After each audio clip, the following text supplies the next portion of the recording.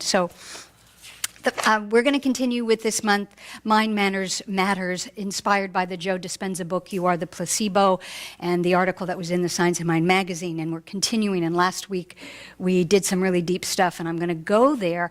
But the first thing I want to do before I forget is that I want to acknowledge someone who is sort of peripherally in our community family, and we have a hero in our midst. Some of you have seen him or met him, and he has helped Carl occasionally. And I don't know if you read it in the news, but Derek Tankoff, Dr. Randy's younger son, and Carl's brother, was a hero this week, saving a man's life at Upper 1 Mile in the swimming pool. And Derek is a licensed lifeguard, and he, Carl said I could say this part, he was taking a nap. Well, you can do that, but lest you ever worry that a lifeguard takes a nap and that could be dangerous, because he heard someone calling for help, and he ran out, leaped into the pool, and provided CPR mouth-to-mouth and saved a man's life. So our blessings to Derek. When you see him around the center, give him a hug and say thank you. So, wow, that's pretty, that's just awesome to think about. So we do that. And Don mentioned that our Change for Change this weekend is Stonewall Alliance in honor of Pride Weekend. And so I am wearing my rainbow shirt. About once a year, I wear my rainbow shirt in honor of Pride Weekend. So this weekend, we've got people at the Pride event. We've got our choir members at the retreat. So I'm really glad, because I have a nice select private audience for all the things that I want to talk about.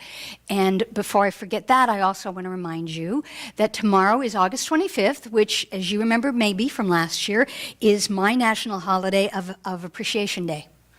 And so it's totally my thing, so that you don't have to go to Hallmark, you don't have to go to Sears, it doesn't require any financial commitment whatsoever. All it is about you being mindful and appreciating. You can appreciate yourself, you can appreciate your postal carrier, you can appreciate anyone or anything that you want, but tomorrow is Appreciation Day, so I appreciate you for letting me remind you of that. Okay, there is so much information. Oh, yes, also, this is an anniversary of the International New Thought Alliance, and on this day in 1915, Mr. James Edgerton, or Edgerton, I'm not sure how you pronounce it, he was the president, wrote this quote, which I think still holds true. "The truth, once announced, has the power not only to renew, but to extend itself. New thought is universal in its ideas and therefore should be universal in its appeal. Under the guidance of spirit, it should grow in the good works until it embraces many lands and eventually the whole world." New thought. And then when I read that, I smiled at our name, for we are the Chico New Thought Center. Yes, we are a center, a building, a community that comes here to operate, but we are the center. And I know that particularly on the heels of this month's theme, and we're going to carry it a little bit into September, that we are the center by which new thought emanates. So last week, in talking about Dr. Joe Dispenza's work, You Are the Placebo, we got into some deep stuff. We started talking about addictions. So today's topic title is Better Living Through Chemistry. Some of you who are old enough may remember that DuPont, which was like the high mucky-muck technological, scientific manufacturer when I was a kid, DuPont, I don't even hear that anymore. They had a whole campaign about better living through chemistry. And they, of course, were talking about chemistry in terms of, maybe plastics and things that they build, and maybe some drugs, etc. And a lot of time, thanks to new series like Breaking Bad, when people hear the word chemistry, they immediately think of hard drugs. And that we're going to change today, and I'm saying that loud and clear so that anybody who kind of tunes in on YouTube where the audio doesn't, better living through chemistry, we're talking about drugs and addiction? Yes, we are. And we are talking about the addiction of and the habit of being yourself, which is, again, another one of Dr. Joe's books. So to this Sunday, next Sunday, and on, I am kind of interweaving material from Dr. Joe Dispenza's books, Evolve Your Brain, Break the Habit of Being Yourself, and the current new one, You Are the Placebo. Because he's been saying pretty much the same thing through all three, and the magazine article this month really spotlighted on that, and I think You Are the Placebo is kind of the wonderful culmination in the trilogy of this, talking about how we need to change our thinking to change our life. Where did he get that idea? I don't know, because that wasn't a new thought.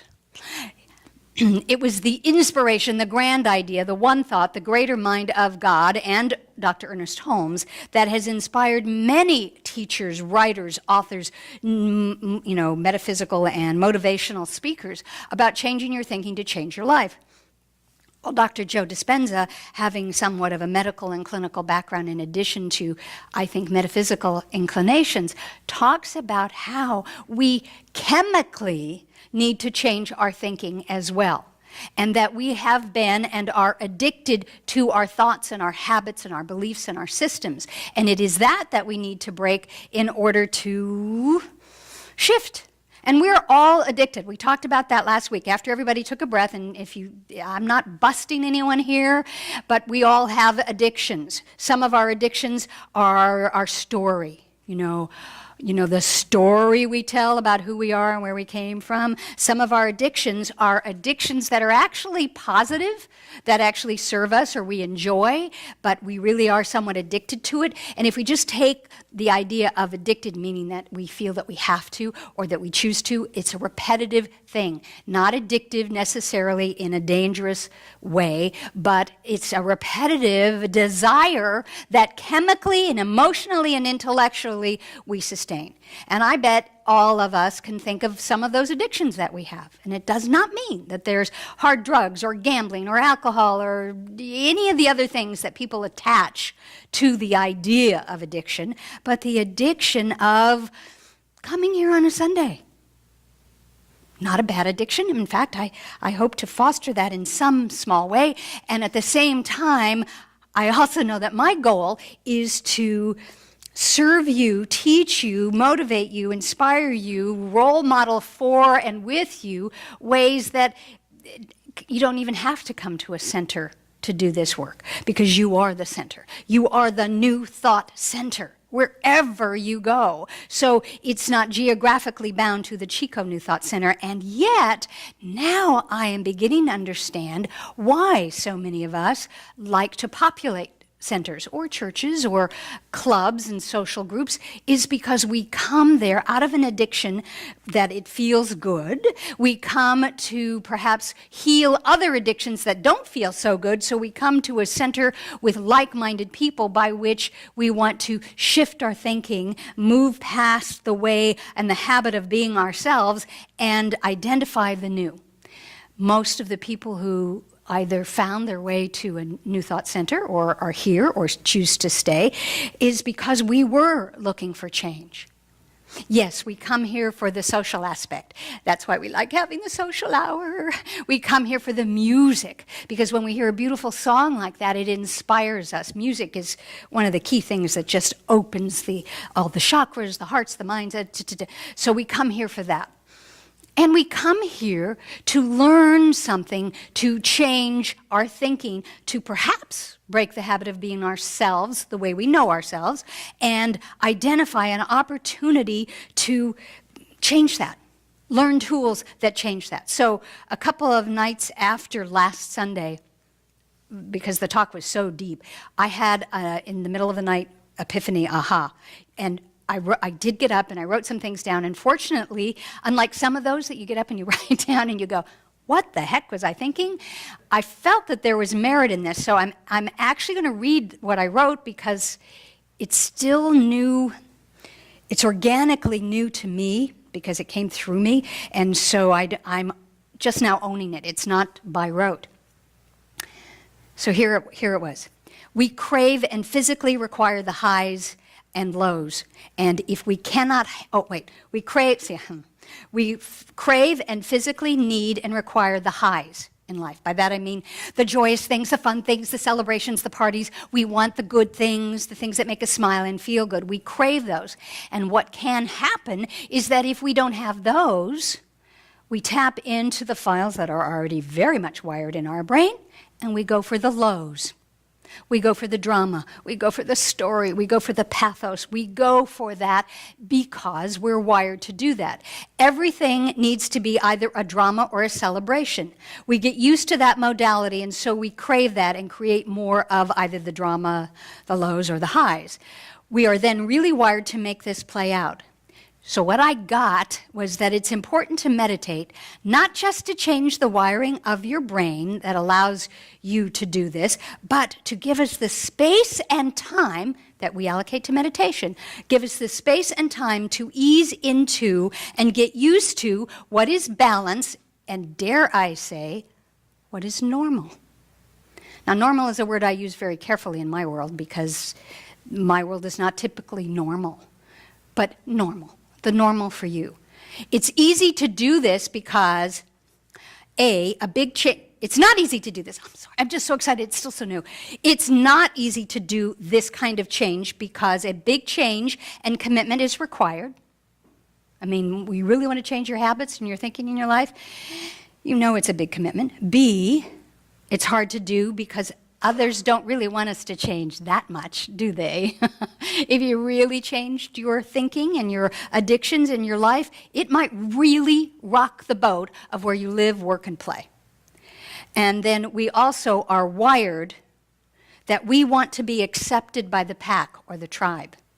So we don't want to make the really big changes because if it does rock where we live, work, or play, our tribe is going to respond, perhaps not like us, perhaps resist us or get angry at us. And we don't want to do that because our whole goal, tribally, is to fit in, to be accepted, to, be loved and appreciated. So often what happens is when we go to change a bad habit or an addiction or strive for a goal, and we start to make those changes and the world around us goes, no, you can't do that. We go, yeah, okay.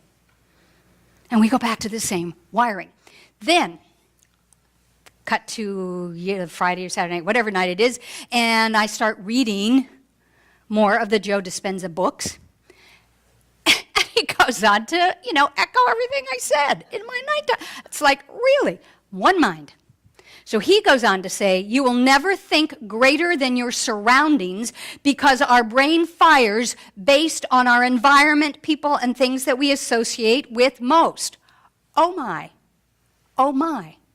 Well, hence, I'll go back to the reason why you want to come to a Center for Spiritual Living or a positive group or something that feeds you, because you are intrinsically, intuitively drawn to those people, places, and things that are going to support and uplift you. And that's why sometimes when you come here, and if there are things that are different, ministers that get changed, different colors, different systems, et cetera, it's a little unnerving at first because this is where you know it to be. So if we move back to the mindfulness, go back and read those affirmations I wrote in your program. Those were written on purpose. Mindful, F-U-L-L. It's not a typo in this case. You get to use that, understand that, and shift. So he goes on with that. But before I go on with Dr. Joe, because he's pretty amazing, we have our Thursday morning Science of Mind magazine circle. We're quite a group.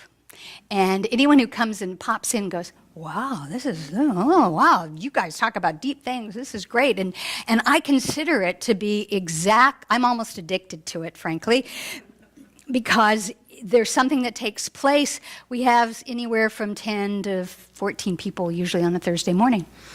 And we started talking about this because some of the people who were in the group had heard my talk last Sunday. And Dr. Randy was there. She is our newest practitioner, and she was in there, and I was talking about this wiring and the grooves and all of that, and she gave a great example that I thought helped to understand this. And she was talking about, for all of you over the age of 30, remember LPs, albums? The bigger CDs? The round ones? And what she reminded me, which I didn't know you were that old, that they actually They actually were made of wax originally. It's before they became vinyl, before they became CDs. And so with the wax, and so when they would record or create the music, as you know, they had grooves on the album. And they did that on purpose because that's how they created and transformed the music into what we heard, which is an amazing science in and of itself, if you think about it. And the idea being that you would listen to that and the grooves would perpetuate. And again, those of us over the age of 30, do you remember that every so often after you played an album over and over and over and over again, it would skip? Ba-ba-bip, ba-ba-bip, and you'd have to get up off the couch and pick up the needle and move it somewhere else on the record, wouldn't you? Well, that's an image our generation doesn't have. CDs are almost indestructible. I mean, you can, yes, occasionally they skip, etc., but you don't have that issue. And now we have remotes. So even if it did, you would just still sit there and just change. But it's a great image because what happens is if we are that wax album, that LP, and we have these grooves that we have either inherited, were conditioned into us by our childhood, our family, our teachers, the people and friends and associates along the way, we have these grooves. And it keeps playing the song. And it keeps playing our song. Sometimes it skips. And you have a hiccup in life, and so you have to pick up the needle and move it, but it keeps playing the same song. Well, I think it's time for a new song. And it exactly replicates the idea is that all of that conditioning, good, bad, and different, all of that conditioning are the grooves in our albums, our LPs. And in order to change, we have to get out of that groove. We have to get out of that rut. We have to choose a new song, and perhaps even a new modality. Move out of the LPs or the 45s or this is before me, but 78s, etc., and go to what is the CD, to the modern idea of being clear about what you create and put. I mean, just the thought that nowadays we can choose whatever music, we can burn whatever music, we download whatever music, and we can create the album/CD of our desires. We didn't have that choice. As you know, you had an album, you'd go and you'd buy it. You have a 45. That's the one you got, and if you didn't like the B-side, oh well, you had the A-side at least. But now we get to choose what music we want to play, what grooves we want to follow in our life and in our wiring. And so Dr. Joe keeps talking about that idea in terms of changing the chemical wiring of who you are. So that means we really have to get off of the couch or off our duff in order to pick up the needle off the album if it is skipping and you're not manifesting what you want. And you think, well, why is that? I go every Sunday to the church, Old Wiring, the Center for Spiritual Living. I go every Sunday. I read my daily thoughts. I read my Creative Thought magazine and da-da-da. I do all that, and I'm still out picturing something that I don't want. Or along with that, I'm not out picturing yet that which I do want. And part of you gets frustrated. You think, well, I don't get it. Why is it I'm doing all the things I'm supposed to be doing and I'm still not manifesting the way I want? Well, it is your wiring. I want you to cut yourself some slack. I know that somewhere along the way, each of us may at some point have just said, you give it up. But Dr. Joe Dispenza talked about why that happens. He said scientifically, he's got all these scientific things, which are great so that if you're in a conversation with someone who doesn't understand religious science, you can go, well, researchers say, science says, and they immediately stop and they perk up, don't they? They listen. But if you say, oh, Deepak says, or Ernest Holmes says, they glaze over on you. Fortunately, you've got someone like Dr. Joe Dispenza who's moving through the mainstream so that he can translate these things. I'm also risking dating myself by saying at the Thursday group, I talked about a show that I remember as a kid that I loved, that Steve Allen and his wife Jane Meadows used to have called Meeting of the Minds. Anybody remember that besides me? Oh dear. Oh well. I don't even know if you could Google or YouTube it. The concept was, Steve Allen to me was brilliant. He was so intellectual and musical and creative, etc. But he had this great idea that he wanted to interview famous people who unfortunately were deceased. So we had this show where actors would come on and legitimately portray Einstein or Lincoln, not as a comedy sketch. And he would have conversations with them about, well, how did you create the theory of relativity? Or what were you thinking at Gettysburg? Things, and the actors, I don't know whether it was the actor, because I was too little, the actors or the writers would create things, but the idea being of being able to really speak with those people who preceded us, who influenced us, who still influence us, and who have a difference. And so I started thinking, I know, okay, I can't know for a fact. I would like to bet that Ernest Holmes and Dr. Joe Dispenza would have one hell of a great time together. And that Dr. Holmes would be so thrilled that someone like Dr. Joe Dispenza is now writing, teaching, and speaking in a current language that most of this generation can understand, to utilize the concepts and the philosophy that he synthesized starting in 1926. So I had this meeting of minds of what, we've talked about, what WWED, what would Ernest do, and if he talked to, maybe, I can't say WWJD because even though I'm referring to Joe Dispenza, most people would think I'm referring to the other J. But we could invite Jesus in with Joe Dispenza, Jesus, and Ernest to come together and talk about how this transformation is making itself known in the mainstream. And that's a new thought. I know that each of us who have been in this teaching for any length of time have desired to be able to mind meld and share that with someone in the outer world. A family member, a coworker, someone you think, oh, if only I could let them know that there's another way to think, another way to feel, another way to live. And if we need to do that, Dr. Joe went on to say, I digressed for a moment, but he talks about this scientific concept, is that he said, technically, most of the time, or statistically, by the age of 35, we're pretty much wired. That was like, ooh. Now, he went on to qualify that, because for a moment I really took a breath. I was like, oh no, I'm wired, I'm stuck. What was I doing in 35 years ago? And I wanted to rewind and go, oh, was that good, bad? What did I do? And all of that. What he was saying is that chemically and culturally, for most of us, who we are going to be has pretty much kind of settled in.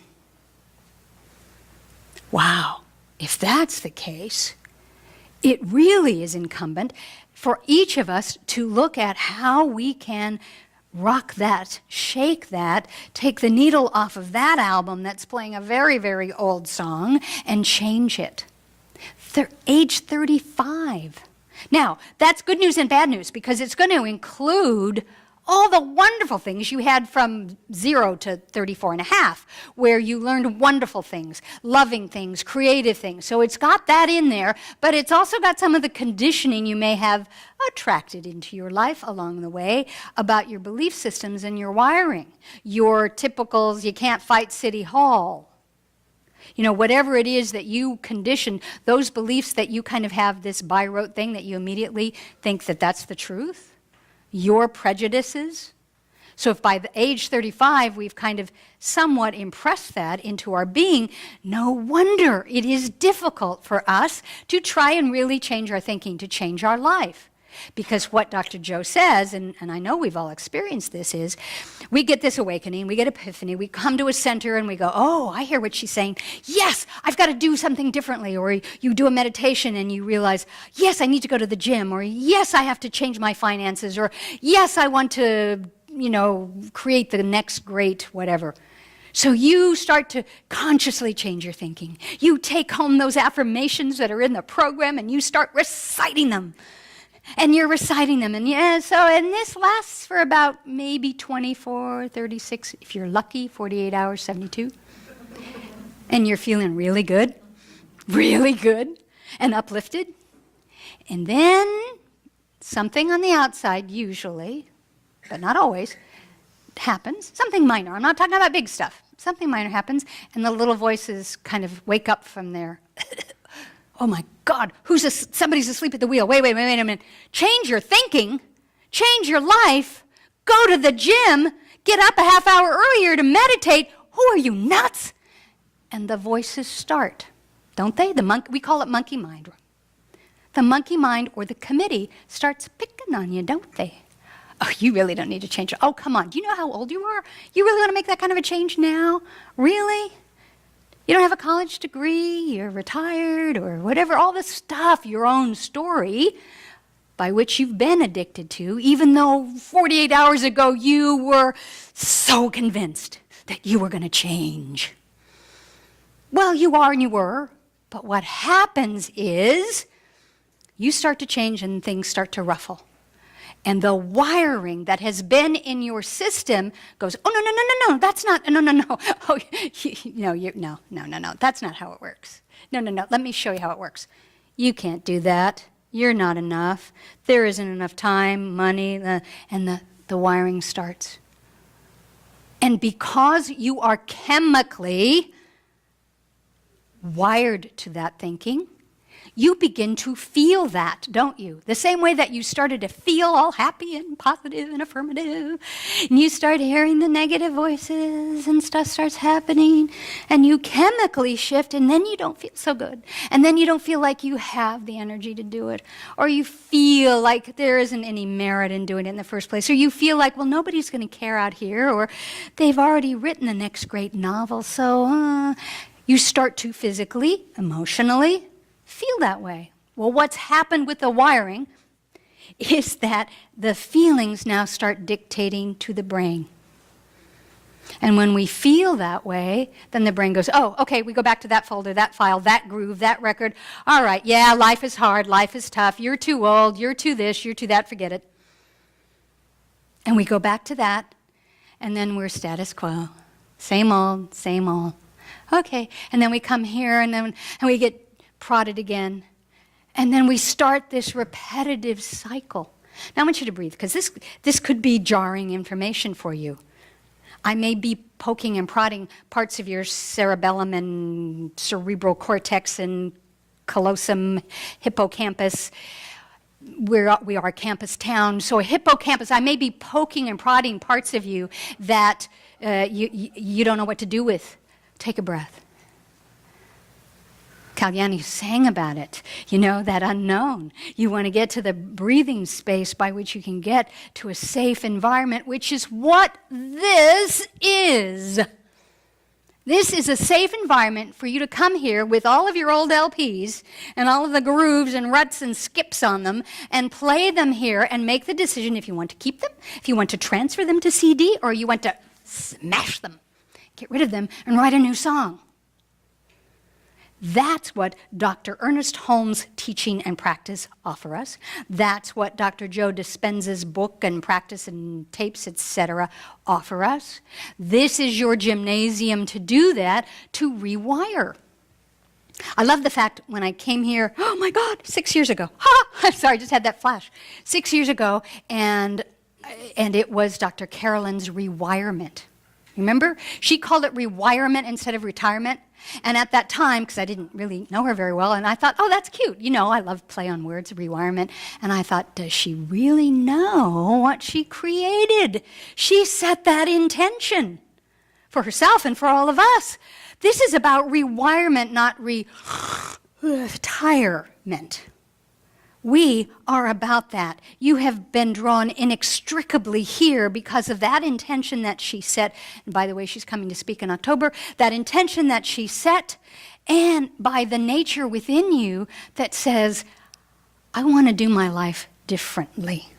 Now notice I use that adverb on purpose, differently. Not saying better, because I don't want you to get into a judgment, because you'll tap one of those judgment files in here that judges about things, and it'll start the negative dialogue. It's like the negative muzak in your elevator brain. You don't need that. So it's not about that. It's about doing your life differently, because it may not be better, but it may be important to you to make that change, to do your life or something in your life differently. Dr. Joe talks about you can't do it by thought alone. And I think that's interesting because when you take the Holmes philosophy, it's entrenched about change your thinking, change your life, that's all it takes. Change your thinking. Okay, I am young, healthy, and happy. If I change that thought, then I should walk out and be young, healthy, happy, and have all the things I want. That isn't enough. And much like what Ernest said in the latter part of his years when he said, if I had to do it all over again, I would talk more about the love than the law. Because to him, it seemed obvious. Well, change your thinking means to do the spiritual things that it takes to do that, to do the physical things that it means to do that. It wasn't just about having a different teletype affirmation phrase, thinking. It's the whole package. But he didn't quite define it that way for us. Dispenza does. Dispenza comes in and says everything that Ernest did, and then he adds all those scientific white coat, lab coat things to document that. But then he brings in the Eastern stuff. Then he starts sounding more like Steve Flowers. And he starts talking about mindfulness. He starts talking about meditation. And he flat out says, to do what we're talking about, you must incorporate a meditative practice. Fortunately, there is Velcro on your seat, so none of you could go foomp and get out of here. For those who don't have a meditative practice now. I loved it. Last week, we had one of our visioning sessions. And Spring Toms was there. And one of the things she said, because we were talking about the center and what works, what doesn't work, what do we want to do, why, blah, blah, blah. We were having this wonderful collaborative talk after the visioning. And she said, for some people, coming here is their spiritual practice. This is the practice. And that has been resonating with me, Spring, because there's such truth in that in terms of, and I want to encourage, provide, and offer more. Whatever little sousson, tasty little tidbit of what is available to you that it would allow any and each of you, all of us, to find a way to a meditative practice by which, if there is a desire within you, to change the wiring and to change or make your life different, outside and in. And that's the only way I know how to do it. And now science is determining that. There are lab tests. I will talk about some of the research studies that he brings up. I'm going to do that next week as well because he had tons of research studies that said this is how it works. And this is how you can change it. If you now know how it works, this is the science part of religious science. If you now know how it works, or you've reverse engineered how it works, then you can use that information to rewire your life. And by so doing, then you are changing the chemistry. So better living through chemistry is coming from living a better, maybe different life through the chemistry of your own thoughts and emotions. So that mind, what we teach is the capital M mind, does matter. That your mind is the one that is embracing you into the oneness, the wholeness, and the allness of God, and allowing you to co-create what you wish to see in the world around you and from within you. Mind matters. Albert Camus. You will never be happy if you continue to search for what happiness consists of. You will never live your life if you are looking for the meaning of life. So we sang a song about happiness, and right before I came today, after I was walking the track, I pulled into the garage and the Pharrell Williams Happy song came on, and I couldn't get out of the car until I did the whole song. Because it does make me happy. The song itself doesn't make me happy, but when I hear it, the feeling nature in me feels happy. And what I now know and understand is if I'm feeling happy, I'm going to start thinking happier thoughts. And if I start thinking happier thoughts, I'm going to have happier feelings. And if I have happier feelings, I'm going to think happier thoughts. Do you see the cycle? So the idea being that when we're having a really rotten day, oh, they never happen to us, do they? When we're having a tough day, when the world is difficult, if we can get clear enough to go, yes, sort of from a higher purview, yes, there are difficulties happening. Yes, there are tragedies, loss, etc. And what is the truth of my being? Can I allow myself to rewire to feeling that wholeness? I'm not saying you want to go from the angst of something that may have just transpired or sad news to going, oh yes, I am really, really happy. That's not it. That's religious science BS. I'm saying that, have you seen what happens when you're in a store or an elevator and people are in there and you feel that, especially if you're in an elevator and they're like corporate elevator, and people want to get to work and they're late, you can just feel that tenseness, and you start to smile, and you look at somebody, and you just look at them, or perhaps you laugh, or perhaps you start to hum. First, you might feel people as if you ruffled things. You hear rustle, rustle, rustle, and then somebody shifts. Haven't you done that where you've walked down the street and you're so into your story and your stuff, and you walk by somebody and they're walking their dog and they're having a great day and they smile at you and they say, good morning. Oh, yes. They broke that wiring, that pattern. You have the ability to do that for yourselves.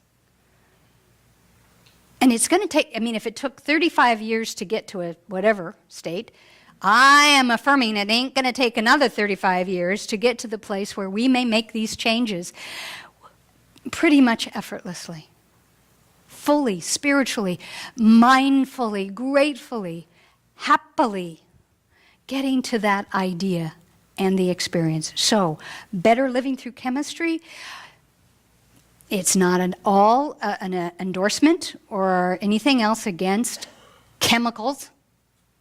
God was in whoever created those chemicals. Okay.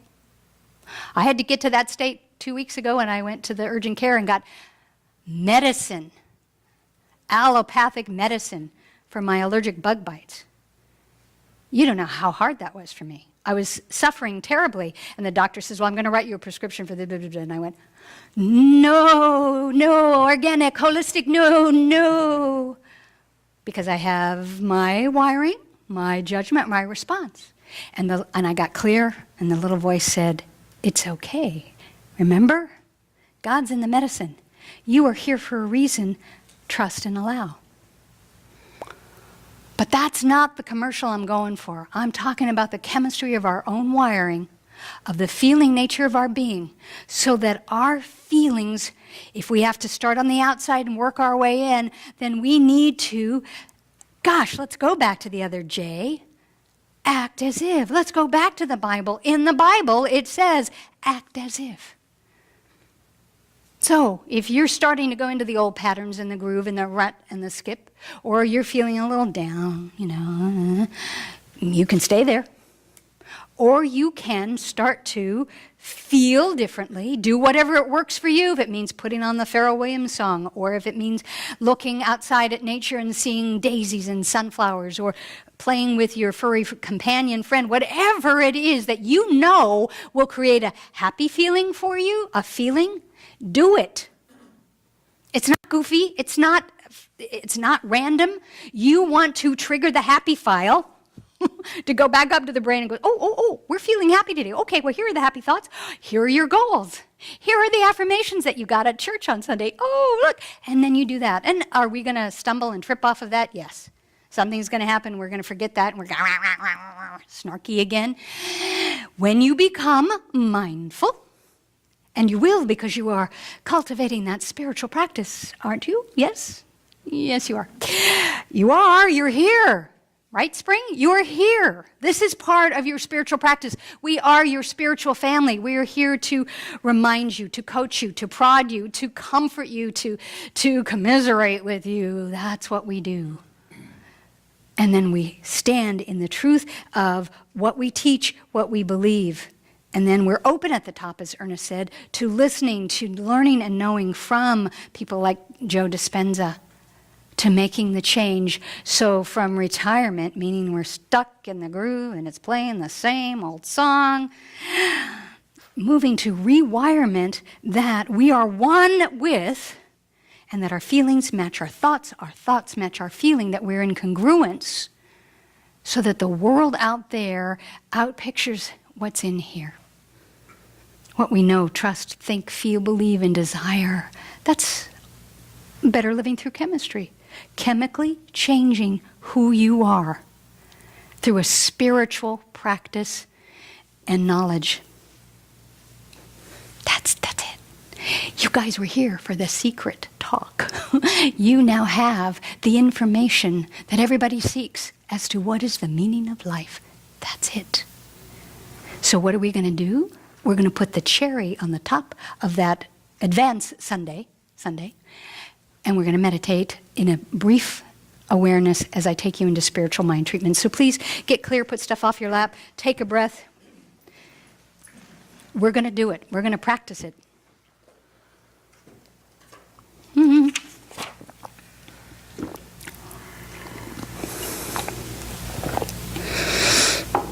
So we breathe. You hear that at a Center for Spiritual Living. You hear that at a meditation or yoga class. You hear that at a motivational speaker. Breathe. You hear it on Deepak and Oprah's meditation 21-day program. Why is that? Well, for one thing, it brings you in present time. Another, it oxygenates the cells in your body. Another, it feels good because then you breathe, the shoulders go down. You start to surrender. You begin to allow all the stuff, the thoughts and everything that preceded, just dissolve, and you are here now. And envision, if you will, yourself sitting in the most comfortable chair that you can, or maybe you're in a yoga pose out in nature, but envision yourself seated comfortably, wherever it would be for you. And from that seated position, and if you don't really see pictures in your head, don't judge yourself for that. Just set the intention. I am sitting comfortably. I know that my body is whole. I am relaxed and receptive. And take another deep breath in.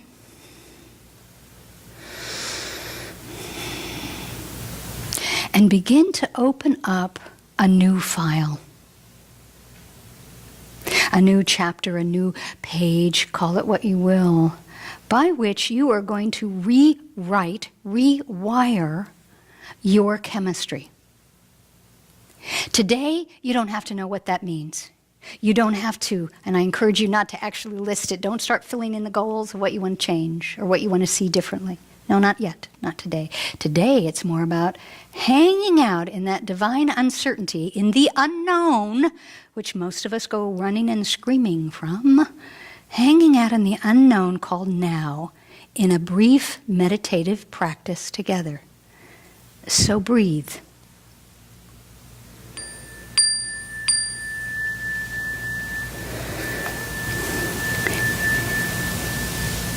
And there is no expectation. I'm not even giving you a thought or a word to focus upon. Just breathe and be.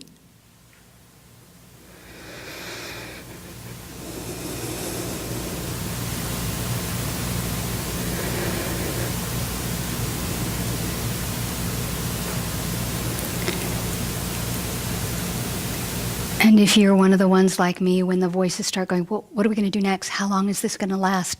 Am I doing it right?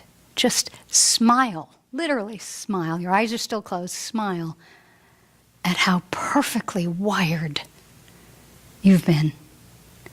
What amazing little servants and worker bees come forward to say those thoughts in your head. Just smile at them. Don't judge them. Don't try and dissolve them, dismiss them. Let it be.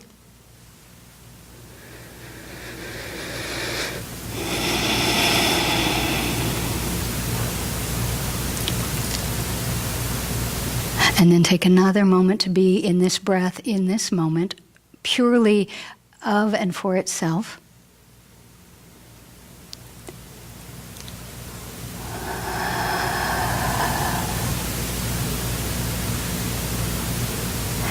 And know that whatever it is that you're going to write on that new page, that new slate, or see in the crystal ripples of the water that might be in front of you wherever you're seated, or the movie screen of your mind, that whatever it is that's supposed to fill itself in on that, out picture, if you will reveal itself in good time, in God time.